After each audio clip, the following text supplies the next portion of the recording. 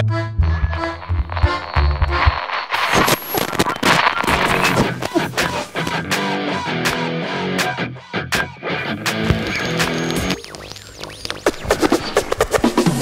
the mic and make sure it sound right, boys.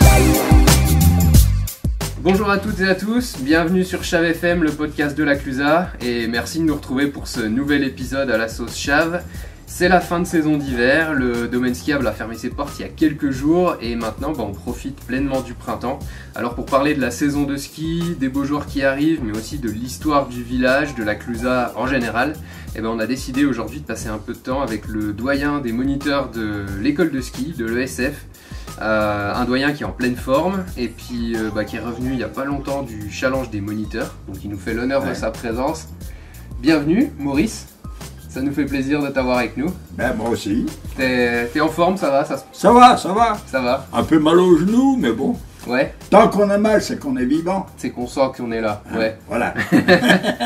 Et donc du coup, c'est des petites courbatures du challenge des moniteurs? Non, c'est à force de faire du ski, les genoux, fin de saison, entre le mal au dos, on a même les skieurs maintenant de haut niveau, on n'est pas tout jeune. C'est le métier. C'est le métier, on n'est pas tout jeune. Comme you know. Et alors, le challenge des moniteurs, comment c'était cette année? C'était bien. Ouais. C'était bien. Il y a une très bonne ambiance. Le site était presque merveilleux, idéal, parce que il y avait 4 stades et les 4 stades arrivaient au même endroit. Et pour toi, ça a donné quoi? La grande finale, je la fais plus. T'as fait moi, j'ai fait le Katia. Au départ, il y avait deux petits murs. J'ai peut-être levé un peu trop le pied. Enfin bon, en fin de compte, je finis 5e. Je dois être à 20 ou 30 centièmes du podium. Mais bon, c'est facile de dire après. Et puis après, au slalom, le vendredi, la première manche moyenne, la deuxième manche sur le bas, pareil, ça venait plus plat. J'ai essayé de lâcher un peu. J'ai enfourché. Je sais que j'ai enfourché, mais ça m'a croisé les skis. J'ai dû faire un tonneau ou deux. Enfin, je me suis retrouvé 2 portes plus bas. Des roulades. Un peu mal à la fesse, mais bon. Mais tout va bien. Tout va bien. Et puis après, il y avait la fête avec tout le monde. Voilà. Ouais. Et puis la fête, surtout le jour de la finale, puisque la Clusa, en fin de compte, Robin Buffet finit 2e. Hein. Et puis en équipe, et par équipe, la Clusa, on gagne par équipe. Et ouais. Voilà. C'était jamais arrivé. Ça s'est imposé, c'était à Vars, dans les Hautes-Alpes, c'est ça? Ouais. Voilà.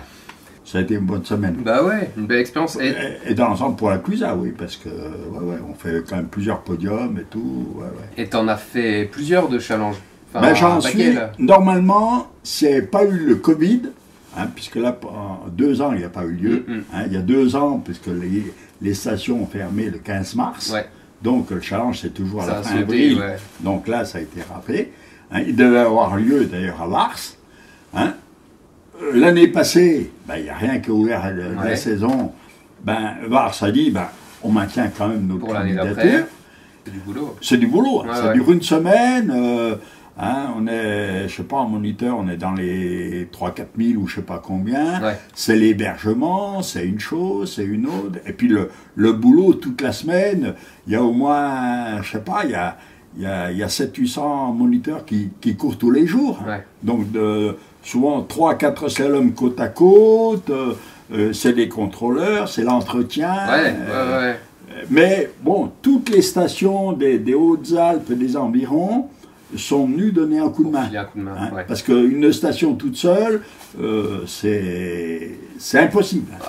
Je vois nous, si le Grand Bornand l'organisait il y a quelques années, la Clusa, Manigo, Annecy-Séméno, tout le monde y allait.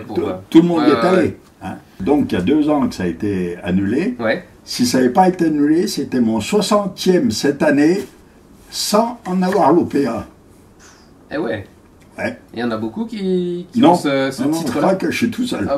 Parce que plus ou moins une année malade ou une année ou quelqu'un qui se fait mal et tout. Donc j'en suis à 58. Il faut que je tienne encore 2 ans pour faire les 60. Pour faire les 60. Je vais les piler, j'ai fait 45-8 hier à l'entraînement. On va parler un peu de toi du coup, de toute ta vie. de toute ton histoire et puis de celle de la Clusaz en même temps. Voilà. Donc, avec un nom comme ça, PC, t'as grandi ici, t'as toujours vécu là. Il y a des fois des élèves, ils me demandent, je dis, ben oui, je suis né ici, j'ai toujours vécu ici, puis je mourrai ici aussi. Et si on veut être un peu plus précis, du coup, t'as grandi dans quel coin, dans quel quartier? Alors, ben, j'ai toujours grandi dans le quartier des Riffrois. Les Riffrois, les Rions, là. Quand on vient vers la piste, vers les immeubles, à la piste verte, et à la Paton. Les 3 maisons qui sont au-dessus, là. Un peu au-dessus. Ouais. Avec ma sœur, on descendait à l'école. À l'époque, c'était congé le jeudi, je crois. On descendait à l'école à pied, même l'hiver.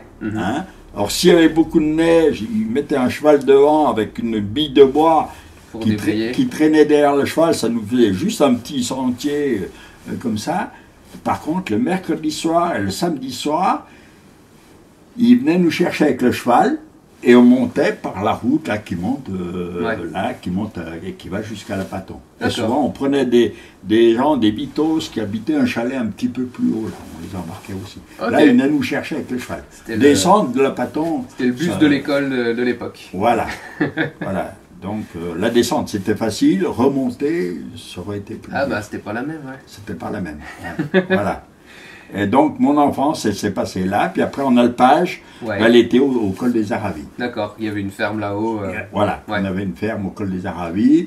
Après, d'ailleurs, même dans les familles Pesset, donc mon père et un de ses frères, on avait la ferme ensemble.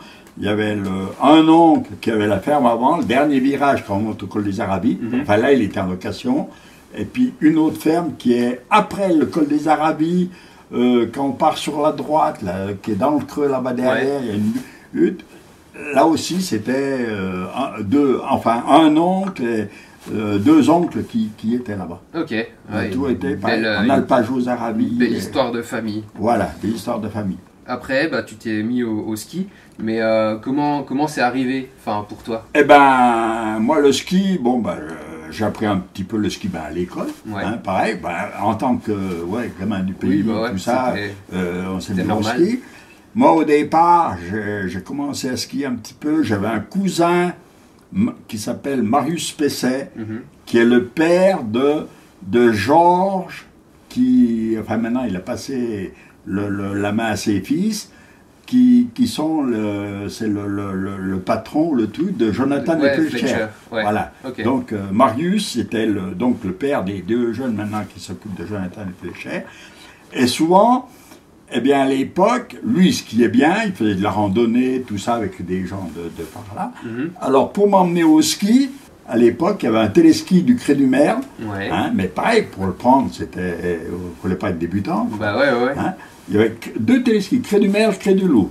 Et donc, ils montaient les skieurs souvent au Cré du Merle avec des relais, ce qu'on appelait des relais. C'était des GMC, c'était les 2 frères Périlla qui faisaient ça, sur des GMC de l'armée, ils avaient fait des grosses caisses dessus, ils mettaient tous les skis, tout le monde dedans. Voilà, tout le monde dedans, debout, ils mettaient, je sais pas, peut-être 50, 60 personnes, je sais pas combien. Ça devait être impressionnant, qui montaient donc jusque chez Arthur. Alors moi, mon cousin, puisque pareil, avec les Périlla, on était un peu aussi cousins, donc Marius, il me confiait au chauffeur du relais, je montais avec le relais, arrivé là-haut, il m'emmenait chez Arthur au bistrot. Pendant ce temps-là, lui, il montait au téléski, il se faisait 3-4 descentes, parce que le relais, il mettait peut-être 1 heure de temps, je sais pas combien de temps. Surtout avec autant de monde, et puis la route, c'était pas la même. Puis les relais, pareil, comme les jeeps de l'armée et tout ça, ils ont des vitesses courtes et tout, ça monte à, je sais pas, à 3-4 km à l'heure, puis chargé et tout. Donc, ils mettaient, peut-être bien 1 heure pour monter, j'en sais rien. Donc, j'attendais là-haut, et lui, quand il avait fini son après-midi de ski, il me récupérait là, et hop, on faisait la descente. C'est comme ça que j'ai commencé à apprendre à skier tout doucement. D'accord. Et j'ai un souvenir une fois, donc justement avec Marius et Arthur Périlla, qui lui était derrière le bar là-bas. un jour, un dimanche, il était là-haut, et ça avait neigé les jours avant. Arthur dit à Marius, on n'irait pas se faire le Voret, donc la piste qui descendait à Alcrédoul, tout ça. Il y avait au moins 100 neige poudreuse. Alors Arthur, il avait emmené le premier de ses fils, qui était quand même plus jeune que moi, et il nous avait emmenés là-bas. Et nous, les deux gamins, on avait, je sais pas, 10-11 ans. Moi, j'avais même des skis un peu comme les skis de fond, où le talon... Le talon, un peu télémarque, Je crois qu'on n'a pas fait un virage sans plonger la tête dans la neige. Eux, ils se régalaient, et nous... Mais bon, on rigolait. Ça fait un bon souvenir, ça. Voilà, c'est un bon souvenir. Et moi, j'ai appris à skier comme ça, pendant que j'allais à l'école, jusqu'au certificat d'études, parce qu'à l'époque, à 14 ans, on passait le certificat d'études. Et puis après, vu que je ne skiais pas trop mal, donc Guy Péria, lui, était déjà nettement au-dessus de nous. Et après, on était une équipe de la Clusa, Jean-Paul Villard, Pierre Opoy-Cholier, ça, on était tout un petit groupe. On avait des maillots verts, comme je ne sais pas s'il y en a des fois dans le musée. Et puis, alors donc, l'hiver, on faisait du ski, on faisait des courses. L'été, moi, du coup, j'ai aidé mes parents. Disons que sur les deux frères qui étaient ensemble, un allait en alpage aux Arabies avec sa femme et ma grande sœur, Gisèle, qui maintenant est mariée à Val d'Isère. Et puis moi, je restais en bas, je faisais les foins avec son frère. Ça tournait comme ça. Voilà. Physiquement, on a une grosse moto faucheuse. Depuis 15-16 ans, la moto faucheuse, par moment, elle me traînait plus que moi, je la guidais, mais bon. Puis voilà, puis il fait du ski jusqu'à... Puis on a progressé. Après, je devais avoir 16 ans, je crois. À l'époque, il y avait ce qu'on appelait la Coupe Perrier. D'accord. C'était championnat de France des jeunes, pour ainsi dire. Et les meilleurs de la Coupe Perrier rentraient à l'équipe de France. Enfin, l'équipe de France. On n'avait pas le coq, c'était l'équipe B, si on veut. Voilà. Et donc, en 56-57, j'ai gagné la Coupe Perrier, donc je suis rentré à l'équipe.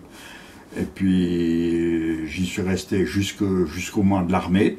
Après, j'étais pas tout à fait assez bon. J'ai encore fait l'armée à l'équipe de France militaire et après j'ai arrêté. Et en même temps, j'ai passé mes diplômes de moniteur de ski pour enseigner. Et les débuts de moniteur, c'était comment parce que ça a bien changé par rapport à aujourd'hui. Ah oui, ça a bien changé. À l'armée, avec Jean-Paul Villard, on est rentrés tous les deux en tant que moniteur. À l'époque, il y avait, je crois qu'on est rentré numéro 15-16 ou 14-15, il y avait 12 moniteurs à l'école de ski, pas plus. Énorme. Il n'y en avait pas plus. Aujourd'hui c'est... maintenant on est 200. Oui, ici. Puis, au niveau global, sur le plan national, ça a explosé. Il y a eu une grosse, une grosse évolution dans les années 60-65 avec l'équipe de France, Portillo, les Jeux Olympiques et tout ça, les Jeux du Monde. C'est là où ça a vraiment... les trois quarts des moniteurs ici, il y a beaucoup de moniteurs qui ont passé leur diplôme, qui étaient plus âgés que nous, ils travaillaient dans les remontées mécaniques, ils passaient tous leur diplôme de moniteur de ski pour être moniteur. On a passé en quelques années d'une quinzaine de moniteurs à 50-60. Voilà. Ah oui, de toute façon, le village, la station, ça s'est tout transformé assez vite. En automne, l'hiver, c'était l'hiver après qu'il n'y a pas eu de neige, parce que l'hiver 63, 63-64, il n'y a pas eu de neige. L'hiver d'après, on se retrouvait au national pour passer le national, donc c'était la fin du diplôme. On était 8 de la Clusa au diplôme en même temps. Donc il y a eu une évolution énorme dans les années, tu vois, je dis, entre 60 et 65, 70. C'est là que ça a pris de l'ampleur. Et au niveau du rythme, au niveau des vacanciers, tu as vu une différence aussi à ce moment-là? Tu nous en parlais vite fait tout à l'heure. Comme je disais tout à l'heure, les gens ils venaient là en vacances ils étaient en vacances pour pratiquement un mois. Donc c'était beaucoup plus cool. Ouais, il pouvait laisser une journée, reporter. Mais, ouais. Mais bon, c'était quand même. C'était pas, ça n'avait rien à voir avec maintenant, quoi. Ouais. Maintenant, les gens, ils sont là pour faire du ski, ils veulent apprendre. D'ailleurs, à l'époque, si on peut dire, ce que les gens apprennent maintenant, mettons en 8 jours, avant, il leur fallait, ils étaient là pour 1 mois, et il leur fallait 3-4 ans pour arriver au même niveau. Ouais. Toi, Oui, c'était pas le même état d'esprit. Ah, oui, non, puis les pistes, on montait, après ils avaient fait un téléski qui s'appelait La Ruade, qui partait de juste au-dessus de la route du col des Arabies, qui arrivait un petit peu plus haut que les Pras, maintenant, La Ruade, au niveau de la ferme des Colons Clairs. Je vois. Juste là, avant, un petit peu en dessous du bercail. Eh bien, quand on montait, on faisait pas comme maintenant, on apprenait à faire le chasse-neige, soit nos élèves et tout, et puis après, on apprenait le dérapage pour apprendre à tourner un peu ski parallèle. Mais on avait quand même tous des skis de 2,10 m, 2,15 m. Donc, les premières fois qu'on montait à la Ruade, pour apprendre le dérapage, on montait au téléski, on partait en traversée, une traversée et on essayait de déraper, et les pistes n'étaient pas lisses comme maintenant, c'était des champs de bosse, puisque il n'y avait pas de machine pour le niveler. Quelquefois, au 15 mars, ils faisaient presque une corvée, enfin, ils essayaient de réquisitionner tout le monde, ou avec des pelles, on essayait de couper un peu le sommet des bosses, on y mettait dans les trous, mais c'était presque encore pire à skier. Mais on mettait une demi-journée, parce qu'on faisait une traversée, conversion en arrivant au bout, parce qu'on ne pouvait pas tourner avec des grands skis. Retraverser dans un sens, retraverser dans l'autre, retraverser. Eh bien, entre deux traversées, on ne perdait pas beaucoup d'altitude. Donc on mettait la matinée, le cours collectif il durait la matinée, on mettait la matinée pour descendre. Et oui, les progrès, ça n'avait rien à voir avec maintenant. Et tu faisais déjà l'après-ski à cette époque-là? Non, pas trop. Pas trop la bringue? Non, parce que souvent, à la fin de la journée, c'était... par moment, on était déjà bien fatigué. Ça n'avait rien à voir avec maintenant. Si, on faisait la bringue une fois, par exemple, au premier jour de l'an. Le premier jour de l'an, chaque fois, avec ma soeur, avec des élèves qui avaient peut-être qui étaient des jeunes de l'Ain par là-bas, leur père, de leur famille, à l'époque, le gars, il était président des remontées mécaniques de la Clusaz. Donc c'est des gens qui venaient toujours en vacances à la Clusaz, puis entre jeunes, on finissait par se connaître et tout.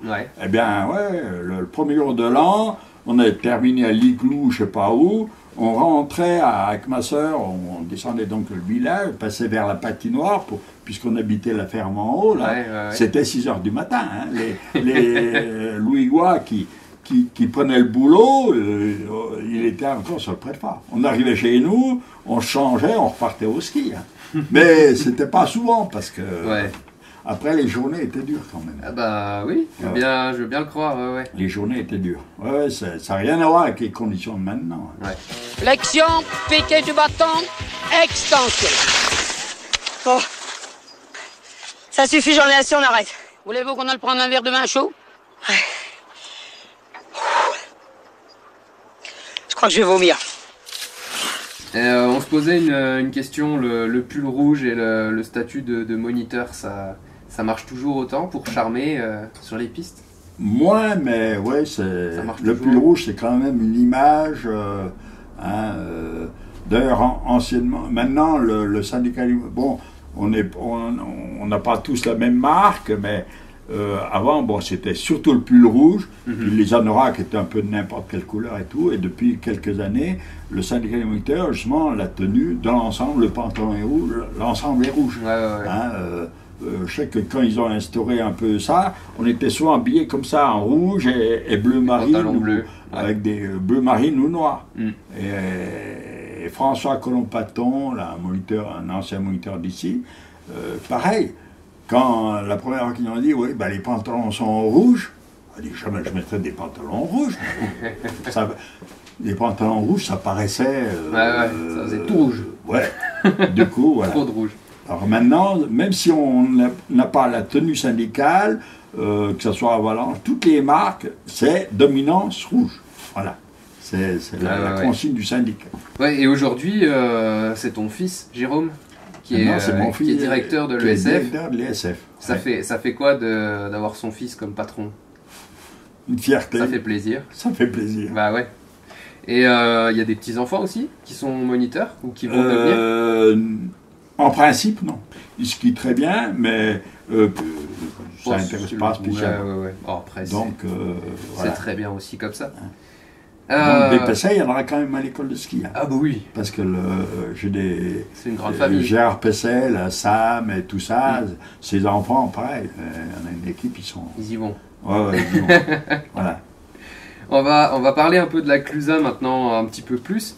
Toi, t'as vu le village se transformer. Oui. T'as vu la vallée aussi bien changer, l'activité. Avant, c'était voilà, le ski l'hiver et l'agriculture.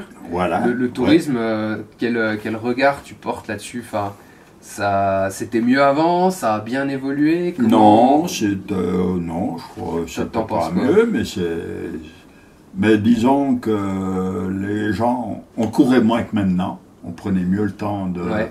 Hein, mais bon, l'été, il y a quand même l'agriculture, et puis pareil, des constructions, au départ, c'était pas énorme, après ça s'est beaucoup développé dans les années 60, 70, tout ça, où justement les maçons de la Clusaz, tout ça, les artisans, pareil, souvent qui étaient on a tous à la Clusaz, vu que c'est un village, on a tout le monde, si on veut, on a pratiquement tous deux métiers. Moniteur de ski d'hiver, artisan ou agriculteur. Voilà. Agriculteur ou artisan l'été.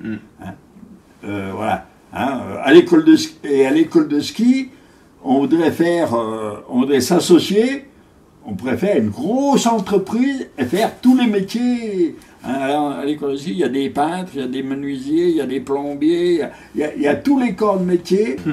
Ah ouais. Et aujourd'hui, du coup, ta vie c'est quoi? Parce qu'il y a le ski l'hiver. Eh ben, ma vie... Un doyen de 80 ans, un senior, il fait quoi à la Clusaz? Eh ben, l'hiver, je continue à faire du ski. Ouais. Hein, même si, en ce moment, je travaille plus que pratiquement les vacances de février. Hein, je reste plus joker, là, donner un coup de main et tout, parce que bon... Hein, si jamais l'école de ski a un problème un jour, ils savent qu'ils peuvent m'appeler, je peux venir les dépanner pour une raison ou pour une autre. Et puis l'été, j'étais menuisier aussi. Je travaillais, quand je me suis marié, j'étais agriculteur, donc. Hein, je me suis marié, ma femme, c'était la sœur de Jean-Claude Tovès, qui est menuisier au Confins. Okay. Donc l'été, le printemps, il y avait les travaux de la terre à faire, mettre le fumier, tout ça. Après, entre ça, puis les foins, il y avait souvent un délai d'un mois, un mois et demi. Du coup, je suis allé le trouver, il m'a embauché, il m'a appris le métier de menuisier. Hein, et puis après, voilà, j'alternais entre le travail de la ferme et la menuiserie. Donc, dès que, même si on était en train de faire les foins, s'il faisait mauvais temps, hop, je débarquais à l'atelier. Hein, puis lui, pareil, ses parents avaient une ferme aussi. Donc, au mois de juillet, tout ça, souvent, on arrêtait 8 jours de faire la menuiserie parce que lui donnait, pareil, un coup de main à son père, à un oncle qui avait déjà un certain âge à faire les foins et tout ça. Et puis, j'ai fait ça, les foins, ce métier-là, si on veut, jusqu'à 60 ans. Et à 60 ans, quand j'ai pris la retraite, j'avais un chalet à Gotti, le toit était en mauvais état. À partir de 55 ans, je dis, ça, j'y ferai quand je serai à la retraite, j'y ferai quand je serai à la retraite. Bricolage pour la suite. Si bien, quand je suis arrivé à la retraite, j'avais presque plus de boulot qu'à travailler. Il n'y a pas de quoi s'ennuyer. Je faisais pas mal de vélo et tout ça, depuis que j'ai 60 ou 62 ans, j'ai eu moins le temps de faire du vélo qu'avant. Avant, tous les week-ends, je pouvais faire du vélo. Une fois à la retraite, j'en ai moins fait. Mais bon, Ouais, mais t'en fais toujours du coup. J'en fais toujours. Ouais. Ouais. Là, j'ai levé un peu le pied, mais j'en fais tout. Et là, bon, le boulot l'été commence à se calmer un petit peu, mais j'ai encore 2-3. J'ai mon toit au confin là-bas en travaillant qu'il faudra que je refasse. Je crois que d'ici 1 an ou 2, il faudra que, tant que je peux, je serai d'attaque à monter sur le toit. Si je veux le faire tout seul, il ne faudra pas que j'attende 90 ans ouais, oui. pour le faire. Après, on ne sait jamais, mais ouais, le plus tôt, c'est le mieux. Ouais. Voilà. Et c'est quoi le secret pour être en forme comme ça, du coup, à 80 balais? Je crois que c'est travailler à son rythme, hein, parce qu'on ne travaille pas comme à 25-30 ans, c'est sûr, hein, on est à la pêche, mais c'est pas aller se coucher dans un canapé, regarder la télé, c'est de rester quand même actif. Ouais. Voilà. Puis de faire ce qu'on aime. Voilà, faire ce qu'on aime, alors là, je fais du bois. Jérôme, d'ailleurs, pour Noël, il m'a acheté une tronçonneuse à pile électrique. Super comme ça, cadeau. il y a une petite bricole à faire, c'est plus facile à démarrer. Voilà. Ah, mais c'est super. Voilà. J'ai un transporteur, enfin un motoculteur pareil. Cet automne, pour mes 80 ans, il m'a acheté 6 pneus neufs. Donc maintenant, ça va tout seul. Ah, ça va. Parfait. J'ai un treuil dessus, tout, je peux tirer du bois, je peux, voilà. Donc, ouais, j'arrête pas. C'est ça, faut rester actif. Et puis, je reste actif, tranquille, prudent, que ça m'arrive jamais rien. Hein. Des menuisiers, anciennement, maintenant, il y a des sécurités, mais des menuisiers qui ont toujours leurs 10 doigts. À mon époque, il y en a aucun. Il y avait toujours un truc. Il y avait toujours un morceau, il y en avait toujours ça en partait toujours un petit bout. Hein. Oh, attention, chérie, ça va couper. Et la Clusa, c'est connu aussi pour faire la fête, pour les événements, pour les parties festives. Ouais. Ce serait quoi ton événement préféré, favori? Parce qu'il y en a plein, il y a le carnaval, il y a le défi folie, il y a la fête du reblochon. Ouais, je sais pas. Tous peut-être, je sais pas si on peut mettre le carnaval en premier. Ouais. Hein. Vraiment, pour faire la fête, on peut dire que c'est le carnaval. C'est sûr. Hein. Ouais. Parce qu'après, la fête du reblochon, toutes ces fêtes-là, c'est quand même moins la fête que le carnaval. C'est une jolie tout fête. Le monde s'y met, là, le carnaval. Tout le monde s'y met. Non, puis par exemple, la fête du reblochon, c'est plus pour faire connaître le reblochon, l'artisanat, tout ça. Oui, il y a ce côté foire un peu plus. Voilà, c'est pas tout. Hein, si on prend le bélier, pareil, le bélier c'est sportif, c'est pas tout à fait. Vraiment, festival, se déguiser, c'est le carnaval quand même. Ah bah oui. Ouais. Non, mais on est d'accord. Voilà. J'ai 2 photos, je te prévois. Non, je suis en shooting là, avec mon modèle. Je suis occupé maintenant, ça n'a pas d'importance, je te laisse. Alors j'ai amené 3 photos. Des photos, c'est en écossais avec un en écossais, en jupe et tout ça. Et je sais pas si c'est cette année-là, parce que cette année-là, je sais pas si j'avais ces skis-là où une année on s'était équipé tout en double de tonneaux, carrément. Hein. Ouais, oui, parce et que on était partis partis en ski, après on était, je sais pas, peut-être 7-8 moniteurs. Ouais. 7-8 moniteurs, on était partis, on était quand même montés jusqu'au sommet du Cré du Loup. Hein, on prenait les télésièges, il y a les jupettes qui volaient, tout. Et ça, c'était en 67, c'est marqué dessus. Ah oui, tu vois, je te dis, entre 60 et 70, au pif. Et là, c'est la même. Le carnaval, ça se faisait sur les pistes. Ça ça se faisait, là, tu vois, c'est le Champ-Giguet, là, la pente du Champ-Giguet. Donc, un gars, il trace un bout de slalom, on fait une descente, tu vois. Avec les gens sur le bord, les vacanciers, qui regardaient, Voilà. Ça, c'est une photo, pareil, que je ne savais pas que j'avais. C'est la fête du reblochon, Tiercédan. Le Tiercédan, si tu connais. Ouais, bien sûr. Là, c'est le plus récent, c'est 90. Là, c'est plus récent. Là, pareil, à l'école de ski, il fallait un vieux moniteur, donc je suis habillé avec un serre-tête, une vieille tenue, et puis un rouge. Il y avait les deux machins. Ça, c'est des photos de ski, je sais pas si. C'est des challenges? Des challenges, c'est toutes des challenges. Hein. Ah, elles sont belles. Là, vous voyez, il y a la date derrière. Ouais, toujours 90 apparemment. Voilà.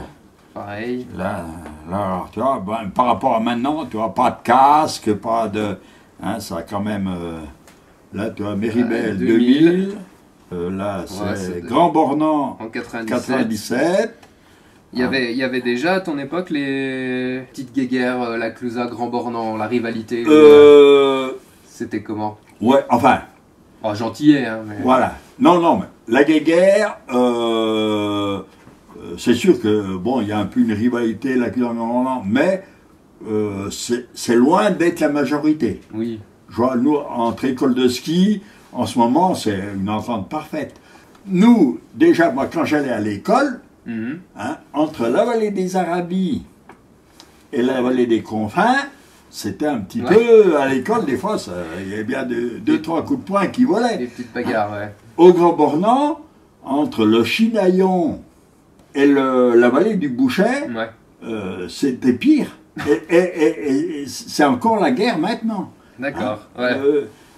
Mais la Clusaz Grand Bornand, il y en a, oui, qui disent, ouais, la Grand Bornand, tout ça, puis il y a des anecdotes ou des petits trucs qui se disent comme ça, mais c'est infime. Et maintenant, par exemple, entre Jérôme et Stéphane Deloche, qui est le directeur de ski du Grand Bornand, ils sont vraiment, ils ont dans 1 an ou 2 ans d'écart, ils sont vraiment copains, tu vois, tout. Hein? On dit que les Bornandins, il y en a qui ont des oreilles un peu longues et tout ça. Ouais. Bah oui, ben pourquoi? Ah bah oui, parce que leurs parents les montaient au sommet du Danais. Hein, leur montrer comment c'est joli. Regardez, derrière là-bas, comment c'est joli. Tu vois, comme les histoires belges ou les histoires un peu... tout des combines comme ça, tu vois. Sûr. Mais là, ce matin, justement, j'ai retrouvé cette photo de Mardi Gras. Ouh, j'ai dit ça. Voilà. Ah oui, c'est collector, là. Tu parlais tout à l'heure, là, justement, des fêtes et tout. C'est sûr que le jour de Mardi Gras, je me dis que ça rigolait. Hein. Ah bah oui. Ah ouais, ça rigolait. Puis c'était pas que le soir comme maintenant. Non. Tout l'après-midi. Tout l'après-midi. Ouais. Les magasins pratiquement fermés. Nous, l'école de ski, c'était fermé, terminé. Les gens qui avaient des cours toute la semaine, c'était prévu en début de semaine, le mardi après-midi ou le mercredi après-midi, ça dépend, puisqu'on ne faisait pas le jour de Mardi Gras. Ouais, c'était sur la fin de saison. Décalé un peu plus vers la fin de saison.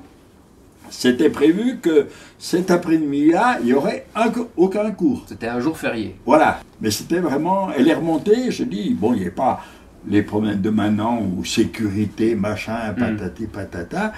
Il y a un gars qui restait au départ du téléski, c'est-à-dire pour appuyer le bouton s'il y avait un problème quelconque et tout. Les 3/4 des employés, ils étaient à la fête aussi. Ouais. C'était plus cool que maintenant. Enfin, oui, on peut dire que c'est plus cool que maintenant. C'était pas pareil, ouais. Maintenant, tu ferais ça maintenant, si jamais ça arrivait un pépin. Ah bah, il y a d'autres contraintes, ouais. Oui. Là, ça se terminerait pas pareil. Ouais. Qu'avant, c'était, beaucoup plus cool. Ça n'avait rien à voir. Mais c'est toujours cool quand même aussi. Oui. C'est pas pareil. Oui, mais il faut faire quand même plus attention. Oui. Et pour certaines règles, si on veut, essayer de rester dans les clous, comme on dit. Eh ben merci. Merci d'avoir répondu à toutes nos questions, voilà, de nous avoir raconté tout ça. Ouais, si, c'est super passionnant. Je pense qu'on pourrait passer des heures à t'écouter. On en a des choses à raconter, des anecdotes, même en tant que moniteur de ski, des trucs comme ça. On te souhaite un bel été, un beau printemps, et puis encore de belles années de ski. J'ai un peu de bois, faire un peu de bois. Parce que le corion, ça va renverser un sapin. Donc, il y a de quoi s'occuper. Bon, c'est quand même assez cool, mais j'aurais peut-être un peu plus de temps de faire du vélo, mais bon. Faut qu'il fasse beau. Pour se tenir en forme, comme on disait tout à l'heure, il n'y a rien à faire. C'est ça. Je pense qu'il y a beaucoup de gens qui arrivent à la retraite, qui ont bossé, toute leur vie, et qui, le jour où ils arrivent à la retraite, ils se mettent dans les pantoufles sur le canapé, au bout de 2 ans, hop, ils passent l'arme à gauche. Faut rester actif. Pourquoi? Parce que, ils sont peut-être pas restés assez actifs. Après, toujours pareil, le gars, si il habite en ville, dans un appartement, s'il n'est pas bricoleur, c'est pas évident de trouver une petite activité comme ça, une fois à la retraite. Hein. C'est vrai qu'ici, ah ben, nous, là, on n'est pas malheureux. On a de la chance. Hein. Ouais. Même se balader, faire de la marche. Ouais. Hein, y en a beaucoup. C'est rare. Moi, j'en connais pas trop. Des gens qui sont des gens de la Clusaz, enfin, comme ça, que le jour où ils arrivent à la retraite, ils sont là qui arrêtent tout. Qui font plus rien. Hein, ouais. Qui font plus rien. Entre de la marche, une chose, une autre. On fait le bélier, on fait les machins, des bénévoles, attends. Oui, il y a de quoi faire. Sur où tu vas, pour trouver des bénévoles, pour faire une manifestation comme le bélier et tout ça, c'est pas évident. Et le club des sports, s'il n'y avait pas 200-300 bénévoles, tout ça, les coupes du monde de ski de fond qu'on a fait et tout, on ne pourrait pas les faire. S'il fallait qu'ils payent des gens pour faire le boulot. Oui, c'est vrai qu'ici, il y a cet esprit aussi de village et il y a tout le monde qui vient filer un coup de main. Voilà. Ouais, c'est ce qu'on disait au début. Ben, c'est dire, toujours pareil. On est... et même maintenant, les gens des environs, des Villards, de Thônes et tout ça, il y a le bélier, tout ça, il y en a, ils viennent régulièrement bénévoles. Moi, j'appelle ça les stations modernes. Hein, tu iras, ça dépend où, aux Arcs, ou ça dépend où, tu n'as pas un gars du pays. Ouais. Il n'y avait pas de village au départ. Hein. Tu avais Bourg-Saint-Maurice en bas, mais les Arcs... Bon, ben, la saison est finie. C'est vide. Voilà. C'est vide. Hein. Et tous les gars, ils viennent faire la saison d'hiver. La saison terminée, ils repartent chez eux, ils n'en ont rien à... Ouais, c'est cette différence qu'on a ici. Il n'y a pas cet esprit... cet esprit. On a des inconvénients au point de vue, peut-être organisation, sur certains points de vue, vis-à-vis des stations modernes. Parce que tout a été fait en fonction de ça, hein, dès le départ. Que nous, ben, tu vois, c'est des problèmes de parking, c'est des problèmes... Hein, c'est d'autres contraintes, ouais. D'autres contraintes, mais l'autre côté, la bonne chose, c'est qu'on est tous solidaires, il y en a un qui a un problème, on peut même se demander un coup de main les uns les autres et tout, ouais. Hein. On fait encore des toitures maintenant, où c'est une entreprise qui vient préparer le toit, et le propriétaire du chalet, eh ben, il invite une dizaine de copains, de voisins, patati, pour poser les tavaillons. Bah ouais. Il leur paye un casse-croûte à midi, terminé. Hein, c'est comme ça que ça marche. C'est comme ça que ça va. Et voilà. Cet esprit village, peut-être l'esprit un peu aussi montagnard, hein, je sais pas, il y a peut-être ça aussi. Hein. Si on va à la mer, c'est un peu pareil aussi. Les marins, c'est vrai. Les marins, ils ont une sacrée... comment dire? C'est un peu le même état d'esprit. Ouais. Ils sont assez tous solidaires. Ouais. Eh ben, on terminera là-dessus, parce que c'est une belle conclusion. Merci Maurice. Pas de problème. Bah voilà, on te souhaite bonne continuation et merci à tous ceux qui nous écoutent, à tous ceux qui découvriront ton interview. On vous dit à bientôt, à une prochaine, et puis salut, Harvey. Voilà, Harvey.